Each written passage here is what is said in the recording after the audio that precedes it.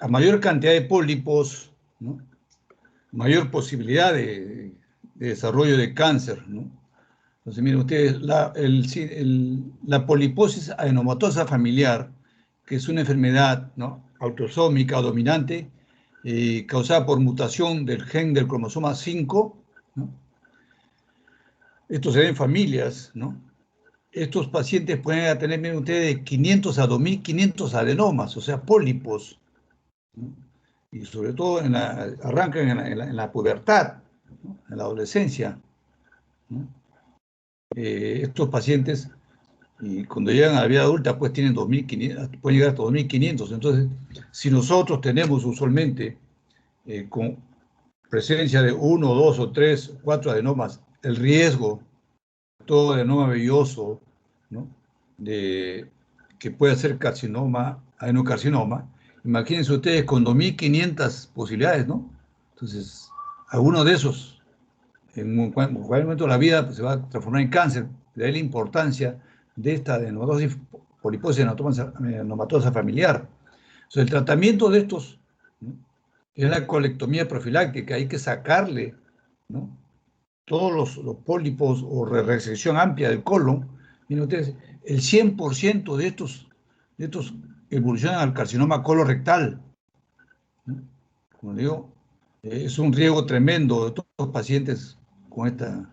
Pues hay que sacarles todo lo que es posible, ¿no?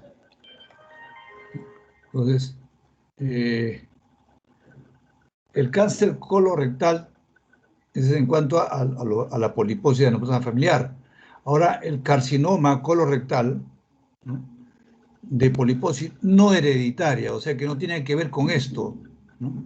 Ya habíamos visto, ¿no?, que son los adenomas tubulares, vellosos, túbulos vellosos, ¿no? Entonces,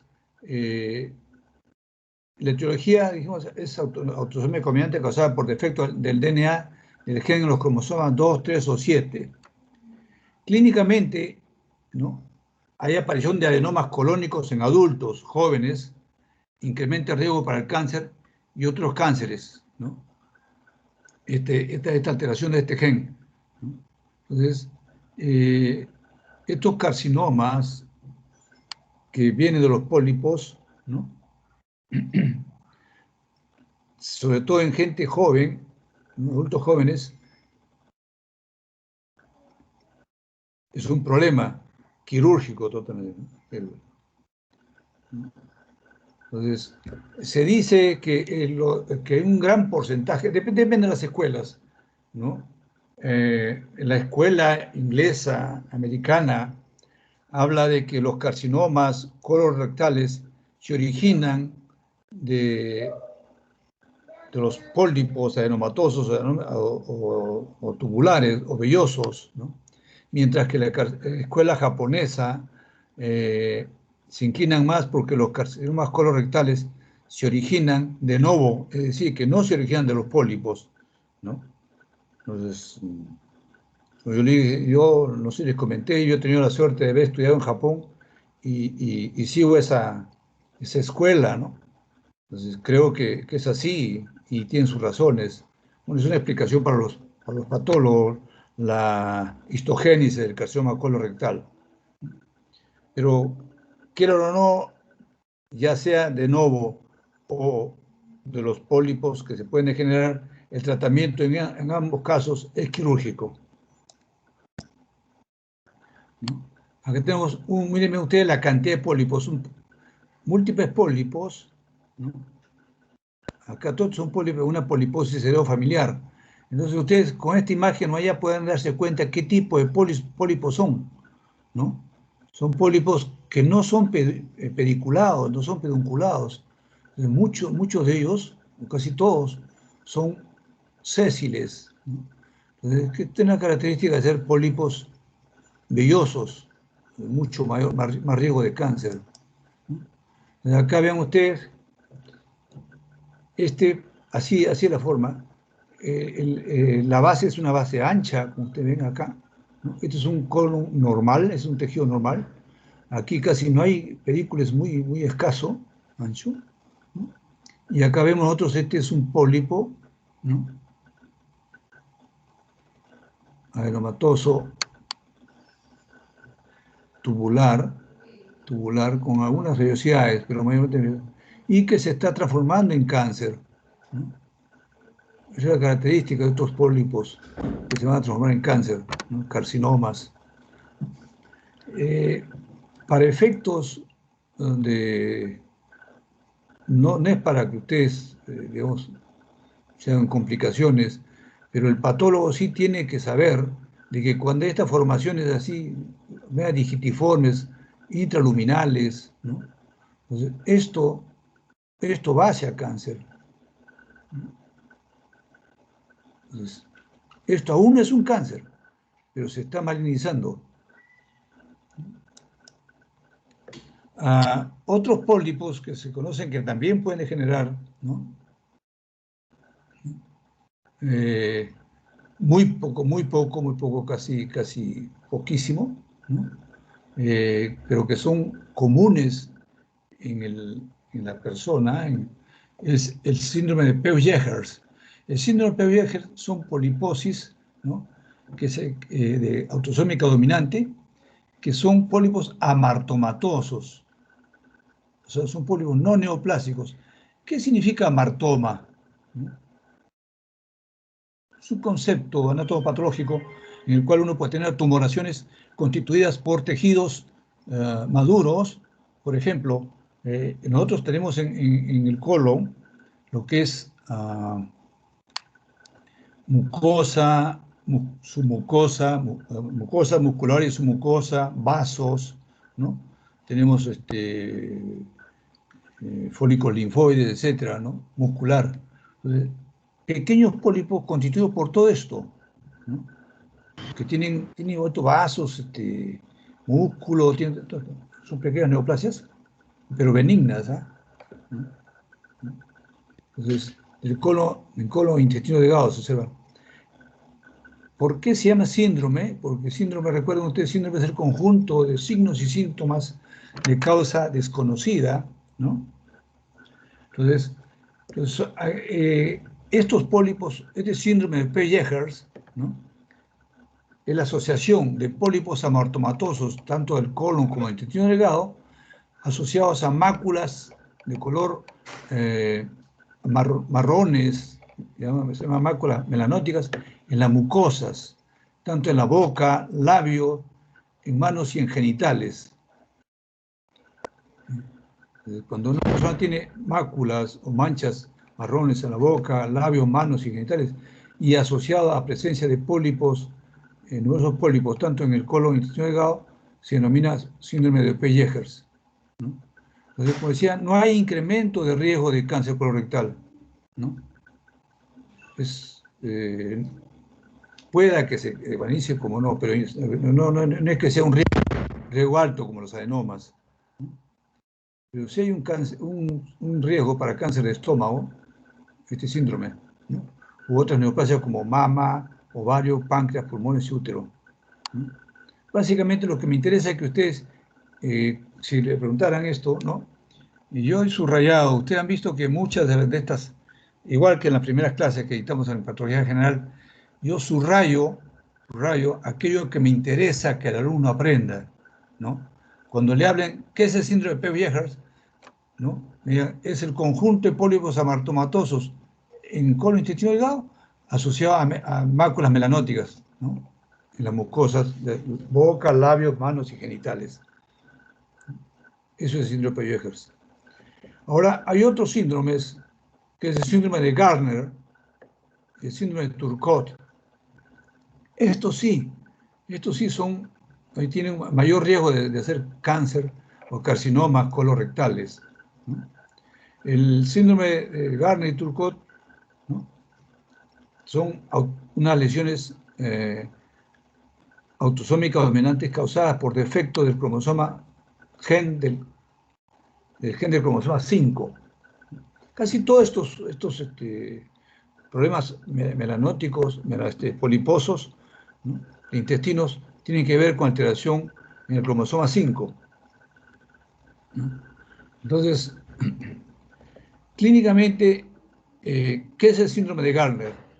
Igual, pólipos adenomatosos. Ojo, estos son pólipos amartomatosos de Jeger, ¿no? Máculas melanóticas. El síndrome de Gardner, pólipos adenomatosos con presencia de osteomas, o sea, tumores benignos de hueso, ¿no? Osteomas y tumores de tejidos blandos. Presencia de tejidos, un tumor de tejido óseo, como es el osteoma, con pólipos adenomatosos, síndrome de Gardner, ¿no? O también con tumores de tejidos blandos, pero más es con osteomas. Y mientras el síndrome de Turcotte son pólipos adenomatosos, obviamente, con tumores del tejido del sistema nervioso central, ¿no? Ambos, miren ustedes, son pólipos adenomatosos. Sí hay un incremento del riesgo para hacer carcinoma colorectal. Entonces, estos, ven ustedes, el síndrome de Peugeot puede, es muy raro que se malinice, raro, ¿no? No es que haya un incremento, es rarísimo, ¿no? Pero son pólipos amartomatosos, ¿no? No neoplásicos, con máculas melanóticas, ¿no? Mientras el síndrome de Gardner son pólipos adenomatosos, estos son amartomatosos, con osteomas, y el síndrome de Turcotte, pólipos adenomatosos con tumores del sistema nervioso central. Entonces recordamos de que son los pólipos adenomatosos los que tienen mayor propensión de hacer carcinoma, neoplasia maligna. Y de estos adenomatosos, recuerden ustedes que tenemos los tubulares, los vellosos, los túbulos vellosos, ¿no? Y de estos, los vellosos son los más agresivos, los más posibles que pasen a ser carcinomas, ¿no?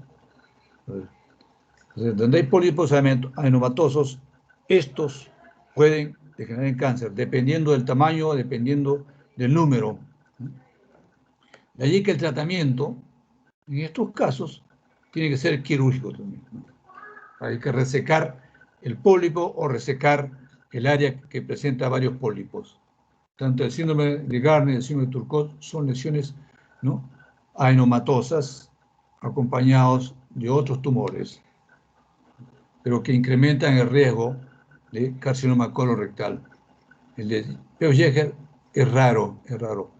Solamente se puede, se observa, se ha observado que puede haber, pero cáncer de estómago, mama, ovario, páncreas, pulmones y útero, pero esto no es, es que hay asociación, pero no es que estos pólipos degeneren en estómago, porque no hay en mama, en ovario no hay pólipos, en páncreas no son pólipos, ¿no?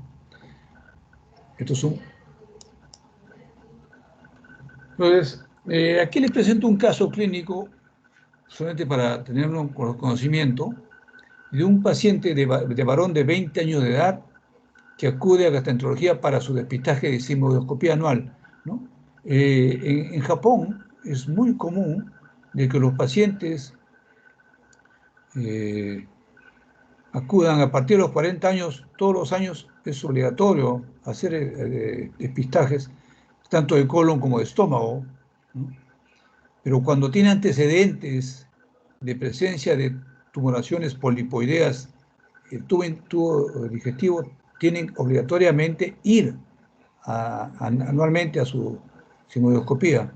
Como acá uno tiene que ir a hacerse placa de pulmones, porque acá la tuberculosis es muy común, ¿no? Allá es esto, ¿no?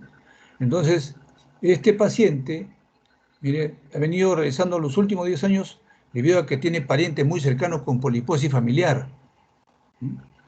Entonces dijimos de que esto, pues la poliposis familiar, esto de este paciente de toda manera va a ser, porque es una enfermedad autosómica dominante, ¿no?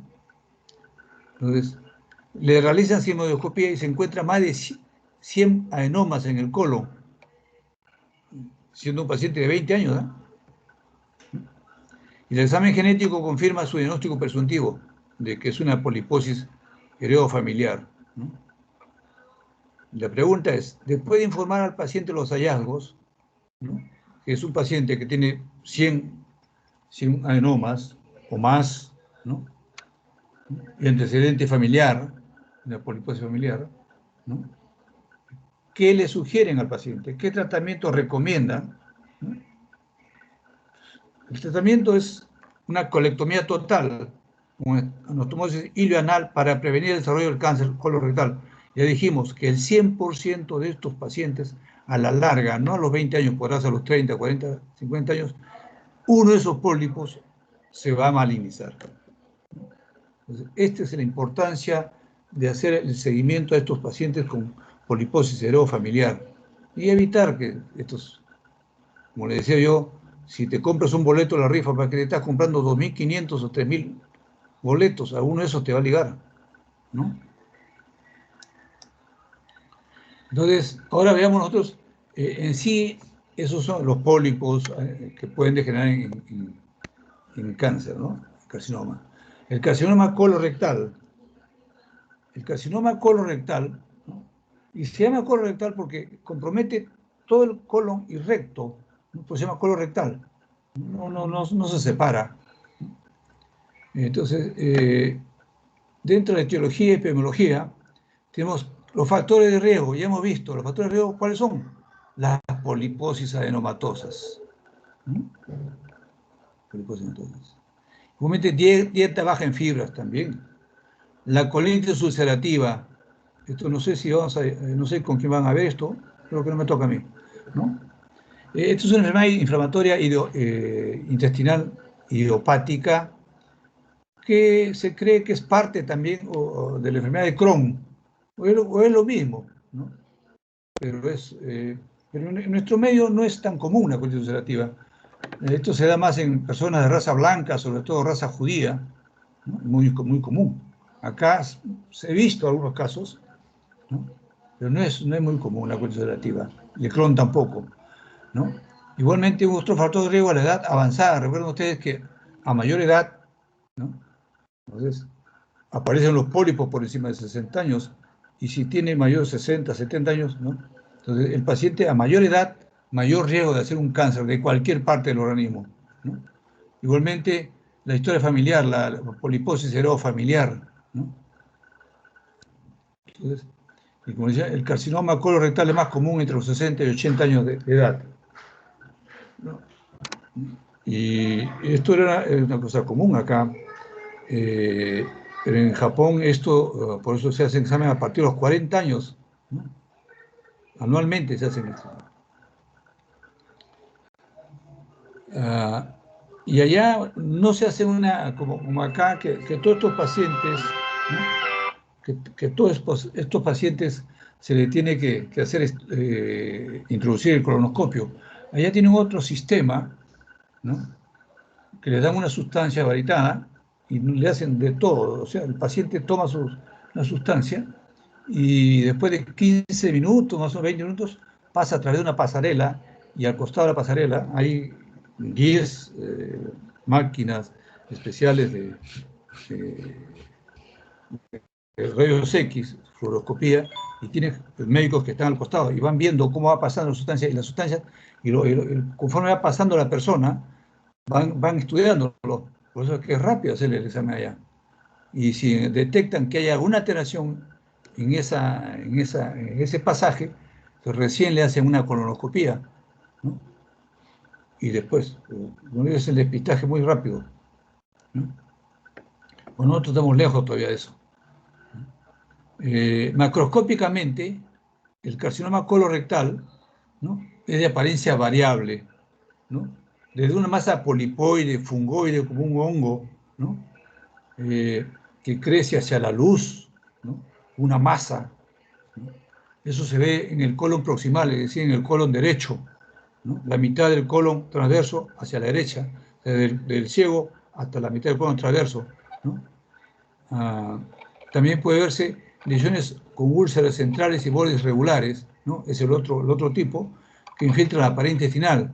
Entonces, estos se ven más en el colon distal, colon izquierdo, o sea, de la mitad del colon transverso hacia el recto.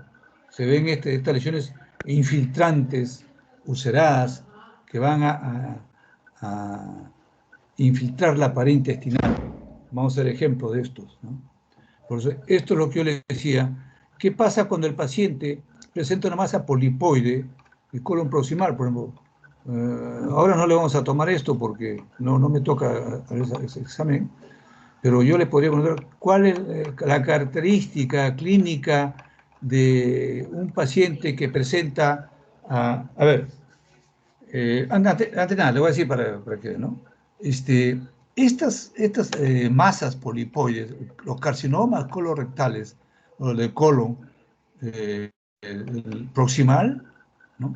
Se presentan con sangrado y moco en heces, sangrado y moco, mientras que las lesiones del colon distal o recto se presentan bordes, úlceras infiltrantes a la pared intestinal.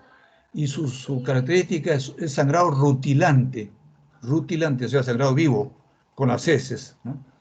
Entonces, si un paciente presenta baja de peso, ¿no? Baja de peso, anorexia, malestar general, debilidad, anemia, ¿no? Y encontramos que las disposiciones son con moco y sangre, ¿no? Entonces hay que pensar más que esto sea de colon derecho que de colon izquierdo, ¿no? Igualmente, si la sangre fuera rutilante, más es de colon izquierdo. Es clínica, ¿no? Lo van a ver cuando hagan gastroenterología. Bueno, microscópicamente, los carcinomas colorectales están constituidos por células columnares, columnares, cilíndricas o cúbicas, ¿no? Displásicas, que es irregulares, ¿no? Que forman igualmente glándulas de forma y tamaño irregular, ¿no? De tamaño grandes, pequeños, monstruosos. O sea, puede formar verdaderas glándulas, otras de tipo indiferenciado, ¿no? O pueden producir mucina, ¿no? U otros son los llamados tumores anaplásicos, que no forman ningún tipo de glándulas, pero son derivadas de las células coronares. Es muy relativo, ¿no? La histología es muy variada, muy variada, ¿no? Lo clásico es que sean glándulas irregulares, pero puede ser que estos tumores anaplásicos, que no forman ningún tipo de células, pero sí ningún tipo de glándulas, ni irregulares, ni grandes, ni pequeñas, pueden ser células sueltas, que es muy común también, ¿no? Y estos son los más agresivos, los anaplásicos. Clínicamente, o sea, el paciente con un carcinoma colorectal presenta palidez por la anemia, ¿no? Pérdida de peso. Todo paciente con cáncer, esta es la característica, ¿no? Pérdida de peso, unos 6, 7, 10 kilos en el lapso de 2, 3 meses, 4 meses, baja rápida de peso. No sabe. Diarrea intermitente, ¿no? Dolor en el cuadrante inferior izquierdo u obstrucción. Esto sobre todo cuando es del lado izquierdo. Otros pueden ser asintomáticos, sobre todo lo del lado derecho, ¿no? Mientras no produzca obstrucción, no hay mayores síntomas, ¿no? Y esto sí, ambos tienen en el laboratorio presencia de sangre en heces. Esta prueba es Tevenon. El Tevenon es una prueba que detecta sangre en heces, que puede ser 1, 2, 3 cruces, depende de la cantidad de sangrado. Y ustedes Tevenon en heces y le va a decir si tienen sangrado, ¿no? También hay otra prueba que es el antígeno carcinoma embrionario incrementado. El incremento del antígeno carcinoma embrionario, ¿no? Nos induce a pensar de que es un carcinoma colorectal, ¿no? Que se ve en otras neoplasias, pero básicamente en estas de colon, ¿no? Entonces, anemia hipocrómica, ferropénica, ¿no? Microcítica. Entonces, porque hay pérdida de sangre, entonces una pérdida crónica de sangre, pues es una anemia hipocrómica microcítica. Entonces, el tratamiento de los carcinomas colorectales es quirúrgico, no hay otra que hacer.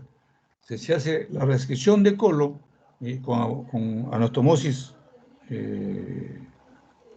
¿no? Término terminal o lateral, como quieran, ¿no? Esos son conceptos que se van a ver cuando se hace cirugía, y a los cuales también, dependiendo del tamaño tumoral, dependiendo del compromiso de la pared, ya sea mucosa, submucosa, muscular, serosa, ganglios, entonces se da quimioterapia, ¿no? Si solamente es superficial y ocupa mucosa o submucosa, puede ser quirúrgico y si no hay compromiso de muscular, ni serosa, ni serosa, y no hay compromiso ganglionar, ¿no? La conducta puede ser quirúrgica solamente y expectante, con controles a los 6 meses, a los 12 meses y después cada año, ¿no? Pero si el compromiso fuera mucho mayor, ¿no? Ya compromete muscular o hay compromiso ganglionar, el paciente definitivamente tiene que ir a la quimioterapia, ¿no? La radioterapia no tiene mayor función, aunque unos dan, pero preferible usar la quimioterapia, ¿no? Ven ustedes acá, ven, esta es una imagen proctoscópica o colonoscópica, ¿no? Donde vemos una masa tumoral irregular que ocluye parte de la luz, ¿no? Aquí una formación media polipoide, pero acá esta parte blanquecino, grisácea, irregular, dura, todo esto es el cáncer, ¿no? Entonces te da la impresión de que este cáncer se ha originado en una formación polipoide, ¿no? De tipo velloso, no tiene pedúnculo, ¿no? Y todo esto es el cáncer, ¿no? Y acá tenemos nosotros, por ejemplo, este es, este es un carcinoma colorectal originado de novo. Acá no se origina, vean ustedes, acá está la mucosa normal, mucosa normal. Entonces, esto es lo que los japoneses dicen, no, esto es más frecuente, ¿no? Y tienen sus teorías, ¿ah? Su por qué. Ellos tienen sus 4 pilares que sustentan esto, ¿no? Entonces, y es muy bonito. Algún día quizás tengamos oportunidad de yo de explicarles la histogénesis del carcinoma colorectal, ¿no?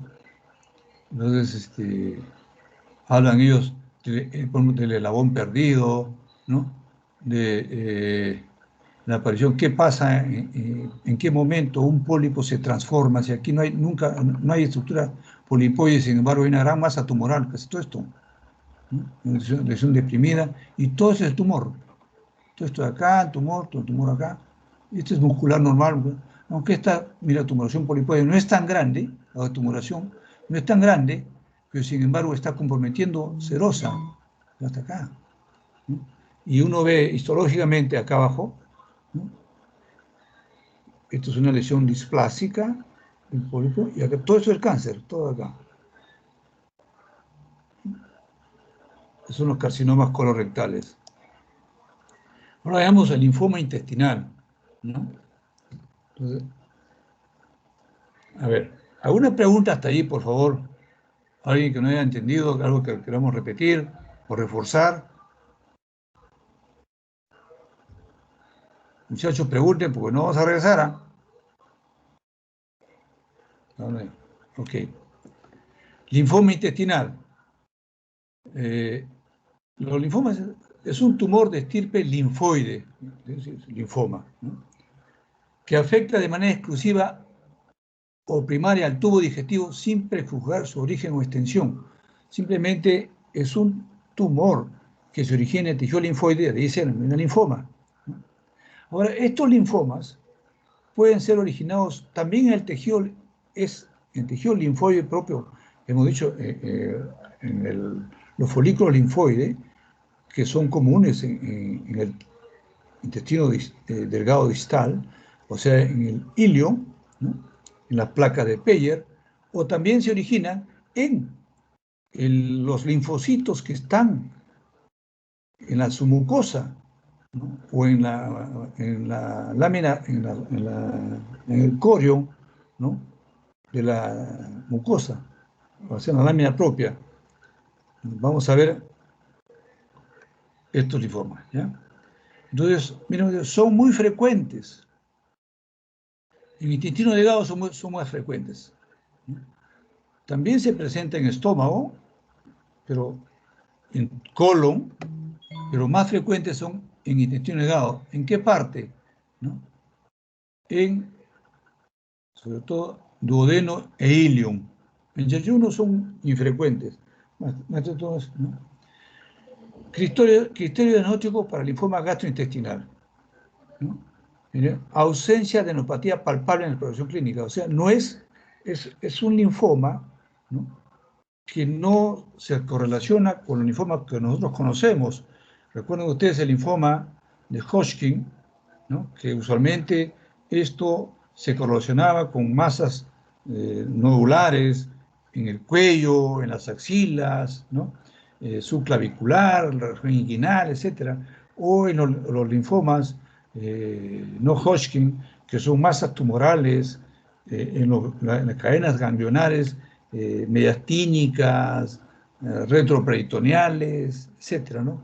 O sea, acá es en el tejido linfoide, no hay masas tumorales palpables, ¿no? Ausencia de adenopatía palpable. Ausencia de adenopatías mediastínicas en una reflector no hay. Uno dirá, bueno, los leucocitos son normales, ¿no?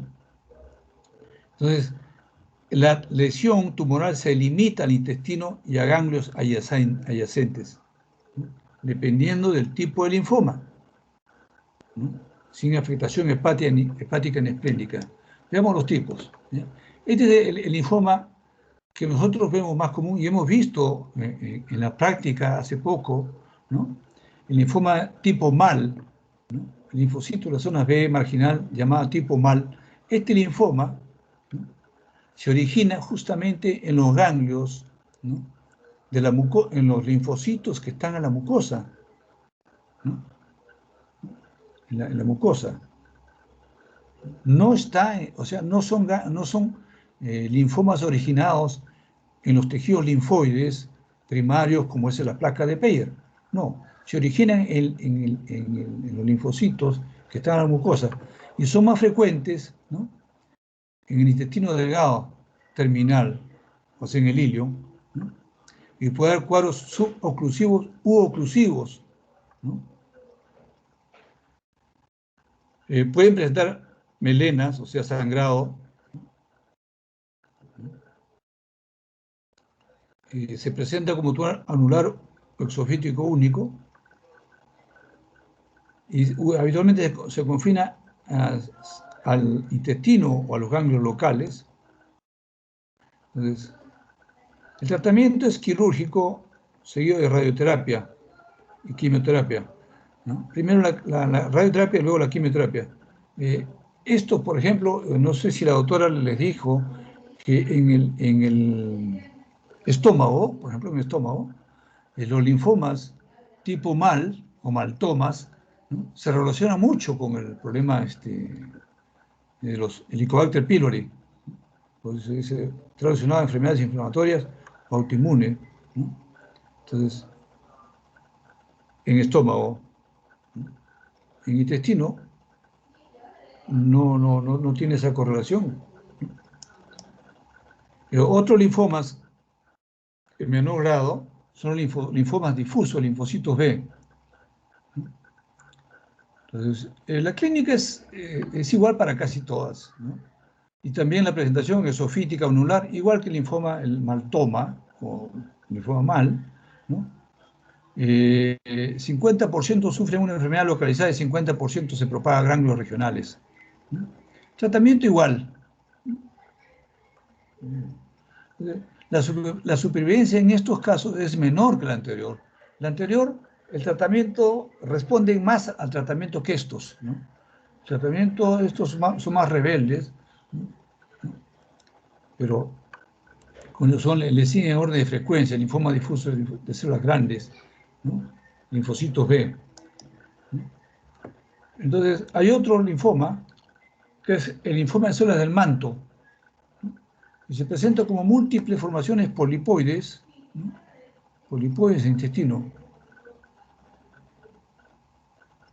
pero no son tan frecuentes. Y se localizan mayormente en la región iliocecal. Casi todos los linfomas se localizan allí, ¿no?, excepto los linfomas del manto, que son más en tubo, en estómago y en duodeno, ¿no? Entonces, y también son masas tumorales obstructivas. Igual, la presentación es igual, no hay mayor diferencia, ¿no? Y el tratamiento igualmente es quirúrgico, ¿no?, y quimioterapia. Felizmente todos estos linfomas, ¿no?, tanto lo de las células de Mal, el linfoma de células B, grandes, linfoma de células del manto, ¿no? Responden muy bien a la quimioterapia, muchos de ellos, ¿no? Hay un linfoma que es no es tan común en nuestro medio, pero ¿por qué es importante estudiar este linfoma? ¿No? Que es el llamado linfoma de Burkitt, ¿no? El linfoma de Burkitt es una neoplasia maligna muy agresiva, ojo, que se manifiesta en forma endémica en África, ¿no? Sobre todo, o esporádica en los pacientes infectados por VIH, por un virus de inmunodeficiencia humana. Acá, los pacientes con virus de inmunodeficiencia humana, o sea, pacientes con SIDA, hacen estos linfomas, ¿no? Y se ha observado que los pacientes que presentan usualmente por debajo de 300, 200 linfocitos T, se complican con este linfoma, ¿no? Y hemos hecho hace tiempo, creo que hicimos el seminario de VIH. Recuerden ustedes que dentro, yo también les hablé de esto, cuando hicimos la clase de inmunología, inmunopatología, ¿no? De que el primer tumor que se presenta en pacientes infectados con VIH es el sarcoma de Kaposi, ¿no? Seguido de los linfomas. Conforme va bajando, aparecen los linfomas, ¿no? Y linfoma de Burkitt, ¿no? Entonces, aquí el tejido linfático afectado posee un aspecto de cielo estrellado, ¿no? Si uno ve histológicamente, parece un cielo estrellado. Tiene muchos linfocitos neoplásicos con áreas pequeñas, ¿no? Claras. Entonces le llaman aspecto cielo estrellado. Y estas células claras están constituidas con macrófagos benignos que ingieren células tumorales. Entonces, y todos estos tumores, ven ustedes, son células tumorales de tipo B. Tanto el linfoma del MALT, ¿no? El linfoma del manto, el linfoma de células B grandes, el linfoma de Burkitt, ¿no? Los linfomas de células T en intestino son muy escasos. Por eso que casi no lo estudiamos, muy escasos. Sí se da, pero muy escasos.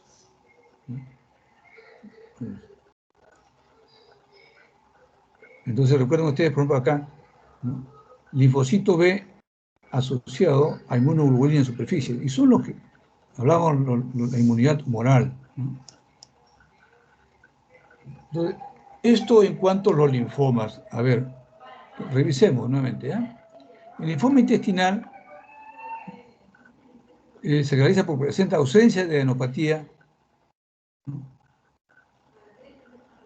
Ausencia de adenopatía y presencia de lesión solamente limitada a intestino y a ganglios adyacentes, ¿no? Es la característica. Y estos linfomas, ¿no?, afectan al tubo digestivo, ¿no?, desde estómago. El esófago es rarísimo, ¿no?, de estómago, ¿no?, y sobre todo intestino delgado. Intestino grueso también se presenta, pero en menor grado, ¿no? Es mucho mayor, son los adenocarcinomas, ¿no? Y dentro de los linfomas, el que más frecuente vemos en nuestro medio es el linfoma MAL, ¿no?, el linfoma que se origina en las células linfoides de la mucosa gastrointestinal, ¿no? También pudiendo haber los otros linfomas. Y estos son linfoma B, ¿no? El otro linfocito de células B, decían, ¿no? O el linfoma de células del manto, que también son las B. Y el linfoma de Burkitt, que se asocia o se presenta en pacientes inmunodeprimidos, ¿no? Entonces, esto en cuanto a linfomas. Veamos ahora patología apendicular, ¿no? El apéndice cecal es un órgano que nos da muchos problemas, sobre todo cuando hay inflamación, ¿no? las famosas apendicitis agudas, es un cuadro agudo que hay que operarlo inmediatamente. Producida el dolor, la apendicitis, la inflamación, casi el 99.9% va a cuadro quirúrgico, ¿no? Esto no retrocede el fenómeno, ¿no? Esto se presenta en inflamación y esto avanza. ¿Por qué? Porque la causa más frecuente de la apendicitis aguda es el fecalito. Este fecalito obstruye, o sea, la heces se hace una especie de piedra y obstruye la luz apendicular y todo el material fecal que está dentro, ¿no? Tiene pues bacterias, ¿no? Entonces las bacterias producen gases y llega a hincharse, se inflama, ¿no? Y produce la inflamación, ¿no? Del apéndice, del apéndice agudo. Otra causa son los cuerpos extraños, ¿no? Como los parásitos. Ejemplo, por ejemplo, de parasitosis que puede dar apendicitis aguda, ¿no? La oxuriasis, grandes cantidades de oxurus pueden taponar la luz apendicular, o el Ascaris lumbricoides también puede taponar, ¿no? O también puede ser por neoplasias, ¿no? Tanto de la mucosa, ¿no? Apendicular, como vamos a ver, o por neoplasias externas que puedan, por compresión, obstruir. Por eso que la apéndice hay que operarla inmediatamente, ¿no? Pero de todos ellos, repito, ¿no? La causa más frecuente, casi el 90% de las causas, son fecalito, ¿no? Y es frecuente entre 10 y 30 años de edad, en la etapa temprana de la vida, ¿no? Miren ustedes, el 10% de la población mundial tiene cuadros de apendicitis aguda. Es una cirugía muy común, quizás la más común de todas, los osteomas agudos. Macroscópicamente, es un apéndice que está hinchado, ¿no? Yo le dije, se incrementa la presión intraluminal por progresión de gases. Este apéndice está hinchado, es rojizo, ¿no? Y presenta un exudado fibrinoso, ¿no? Que eso quiere decir que se está necrosando poco a poco. Así comienza, ¿no? Y microscópicamente se realiza, y hemos visto también histología, una gran cantidad de polimorfonucleares que comprometen la capa muscular, ¿no? Y producen microabscesos, ulceraciones, congestión vascular. Básicamente, polimorfonucleares que comprometen la capa muscular, ¿no? Es la característica fundamental de la apendicitis aguda. Pero también puede haber microabscesos o úlceras de la mucosa, congestión vascular, o también puede haber hiperplasia folicular linfoide o marginación leucocitaria. Es una serie de cambios, ¿no? Pero histológicamente, para que se llame apendicitis aguda, ¿no? Debe haber polimorfonucleares en la capa muscular. Esa es la clave, ¿no? La clave, ¿ya? Clínicamente, esto es importante. Miren ustedes, dolor periumbilical. Por ahí comienza, alrededor del ombligo, un dolor vago periumbilical que luego se localiza en cuadrante inferior derecho, ¿no? Cuadrante inferior, ¿sí? Entonces, de ahí a más o menos arranca el dolor alrededor del ombligo y a las 4, 5, 6 horas pasa y se localiza en cuadrante inferior derecho, ¿no? Es la característica. El paciente presenta fiebre. Bueno, lógico, un paciente que está con dolor en fosa ilíaca derecha más fiebre, no tiene apetito, hay anorexia, puede presentar vómitos, ¿no? Por la obstrucción, y el signo del psoas, signo obturador. Estos son signos físicos que el paciente presenta cuando el médico lo va a examinar, ¿no? Entonces, en realidad, yo les voy a decir simplemente, lo ideal es que me vean ustedes hacer la maniobra y saber qué es esto, pero yo les voy a decir cómo es. Ustedes al paciente con apendicitis lo hacen acostar, ¿no? Y le presionan el muslo derecho, ¿correcto? Y entonces le dicen al paciente, levántese, o sea, levántese su tronco y trate de sentarse. En ese momento el paciente siente un intenso dolor en el cuadrante inferior derecho, o en su defecto, ¿no? el signo del obturador. Ustedes agarran y dicen, a ver, levantan, presionan el muslo, ¿no?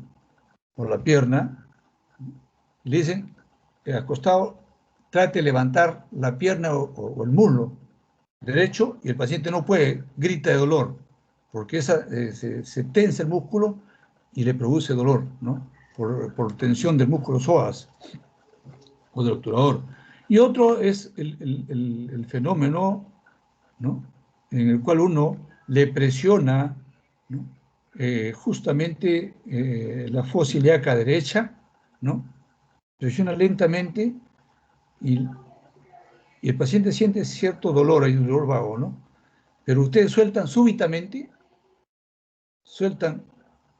presionan lentamente la fosa ilíaca derecha, el paciente siente cierto dolor, pero sueltan así, en forma brusca la presión y el paciente salta de dolor, ¿no? Ese es un signo positivo y eso casi no falla eso, ¿no? Entonces, este problema de la apendicitis puede tener pues varias complicaciones, ¿no? Es que el paciente tenga más de 12 horas, 24 horas y no se ha operado, entonces este apéndice se va a gangrenar, es una apéndice gangrenosa ya, ¿no? Porque hay obstrucción de los vasos, todo se gangrena, y lógico, si se gangrena puede perforarse y se perfora una peritonitis, ¿no? Que puede matar al paciente. Algo que es característico en esto es en el laboratorio, uno pide un hemograma y encuentra la famosa leucocitosis con desviación izquierda. Normalmente la cantidad de leucocitos que nosotros encontramos va de 6.000 a 8.000 leucocitos, ¿no? Y bastones o bastonados, ¿no? Encuentra 1, 2, 3 a lo sumo, ¿no? Dentro de lo normal, que no debería haber. Pero si ustedes encuentran que tiene más de 8.000, tiene 9.000, 10.000, 12.000 leucocitos y tiene presencia de 10, 12, 15 bastonados, esto es lo que se llama desviación izquierda. Los abastonados son leucocitos inmaduros, ¿no? Entonces, esto se llama leucocitosis, o sea, 12.000, 10.000 leucocitos con desviación izquierda, cantidad mayor, ¿no? De 3 o 4 o 5 para arriba de abastonados. Los otros son segmentados. Entonces, el tratamiento consiste en apendicectomía, no hay otra, ¿no? No hay otra, tienen que sacar el apéndice, ¿correcto? Acá tenemos la histología, ya ustedes recuerdan ustedes esto, ¿no? Un gran infiltrado de polimorfos nucleares que ya están comprometiendo no solamente la capa muscular, sino que hay necrosis del epitelio, ¿no? Un epitelio, gran cantidad de infiltrados de polimorfos nucleares y linfocitos, hemorragias, etc. Veamos las neoplasias apendiculares, que son raras. Las neoplasias apendiculares son extremadamente raras. Miren ustedes, 0.9 a 1.4% de todos los especímenes presentan esto, o sea, casi un 1%. ¿No? Son raras. De estas neoplasias apendiculares, ¿no? La más común de todas es el adenocarcinoma mucinoso, ¿no? Y en segundo lugar, el carcinoide. Entonces, estas neoplasias, ¿no? Que están en el lado derecho, en el lado del apéndice, tienen que ser operadas. ¿Por qué? Porque estas pueden llevar a una apendicitis y a una perforación.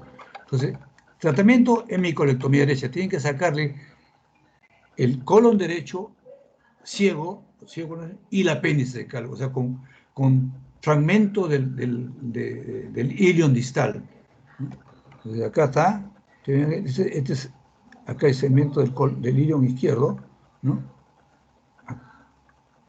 Acá está el colon. Y acá esto es el adenocarcinoma. Mucinoso porque secretan mucina. El otro tumor es el carcinoide, que se origina en célula de Kuczynski. Esto en realidad no es necesario que lo aprendan, pero si quieren célula de Kuczynski, no de Kuczynski, célula de Kuczynski. Son células normales que se encuentran aquí en el IRQ. Y estos tumores carcinoides, que yo les dije, recuerdan, su comportamiento es irregular, o siguen siendo benignos o son malignos, no se sabe exactamente su comportamiento, ¿no? Como digo, se divide en carcinoides de bajo grado o alto grado de malignidad, por decirlo. Pero es un tumor, ¿no? No se puede decir que es benigno o maligno totalmente, ¿no? Y son tumores que pertenecen al sistema neuroendocrino porque secretan gránulos neurosecretores. Son tumores pequeños, ¿no? Se presenta como una masa vulvar amarilla dura, ¿no? Está en el apéndice, también en el intestino delgado y en el recto. 2.9% pocos pueden diseminar, como digo, su comportamiento puede ser bajo grado de malignidad o alto grado. Y miren ustedes, pueden obstruir la luz igual que un fecalito y provocar apendicitis. O sea que los carcinoides, también pueden provocar. Dijimos que el primer lugar de la apendicitis era la causa, el fecalito. Segundo lugar, dijimos que eran los parásitos, ¿no? Ya sea el Oxyurus y el Ascaris lumbricoides. Y en tercer lugar, de causa de apendicitis, las neoplasias, que puede ser el adenocarcinoma o el carcinoide, ¿no? Y esto sí es característico. El carcinoide se localiza usualmente en la punta del apéndice, ¿no? Es la mayor localización, ¿no? Ahí está. Mientras que los adenocarcinomas están localizados en el tercio proximal y el tercio medio. Y usualmente los menores de 1 centímetro rara vez se extienden, son localizados en el apéndice cecal. Por último, acá hay una patología que no es tan infrecuente, ¿no? en el apéndice cecal, que no es tumor, pero se llama mucosele, que puede estar constituido por pseudotumoraciones o tumoraciones propias, ¿no? Entonces, el mucosele, que es una dilatación del apéndice, ¿no?, por la acumulación intraluminal de una sustancia mucoide, que puede ser esta sustancia mucoide por un tumor maligno que puede provocar moco, como el cistoadenocarcinoma, o tumor benigno, como los cistoadenomas. Estos cisto significa quiste, adenoma, tumor de epitelio glandular, ¿no? Y cistoadenocarcinoma es un quiste, ¿no?, cuyo epitelio glandular, ¿no?, produce cáncer. Estos son productores de moco. Igualmente, hay focos o hay apéndices cecales cuya mucosa produce gran cantidad de moco, y esto puede producir un mucosele, una acumulación de moco, o los famosos quistes de retención que también se dan. Esto en realidad, el tratamiento es simple, no es problema. El gran problema de nosotros, ¿no?, el gran problema de nosotros es esto, señores, la apendicitis aguda. Esto es, ¿no? Y repito, la causa más frecuente de la apendicitis aguda, el fecalito. Recuerden ustedes, fecalito, ¿no? Le siguen en orden de frecuencia los parásitos. ¿Qué parásitos? Los Oxyurus o Enterobius vermicularis, ¿no? Estos se acumulan y se meten ahí, ¿no?, y pueden obstruir. Y otros, cuando hay una gran cantidad de Ascaris lumbricoides, también el Ascaris trata de meterse y ocluye, ¿no?, excluye. Entonces, y las neoplasias, pues. Dentro de las neoplasias, la más frecuente, las neoplasias, es el adenocarcinoma, mucosecretor, del adenocarcinoma, del apéndice cecal, o el carcinoide en menor grado, ¿no? Son las causas más frecuentes de esta.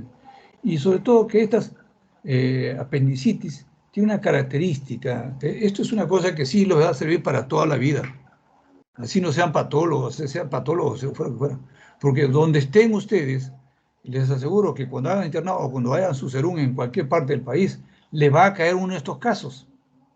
Y es lo primero que el interno de medicina tiene que aprender, es a operar un apéndice cecal. Les recomiendo que cuando apenas tengan, entren a operar y pidan a su cirujano que lo está apoyando en la rotación que lo deje operar, porque en cualquier momento que ustedes estén en la punta del cerro y no tienen otra ayuda, esto es muy frecuente, se presenta.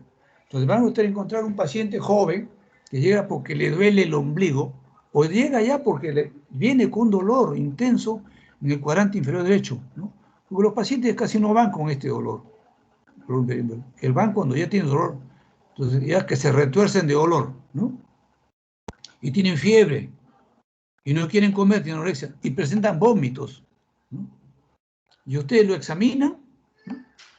Y encuentran el signo de psoas positivo, signo obturador, ¿no? Y le hacen la maniobra que les dije de presión, ¿no? En la zona del cuadrante inferior derecho, y el paciente salta hasta el techo. Me olvidaba. Hay algunos cuadros apendiculares, no siempre es así, es lo clásico esto.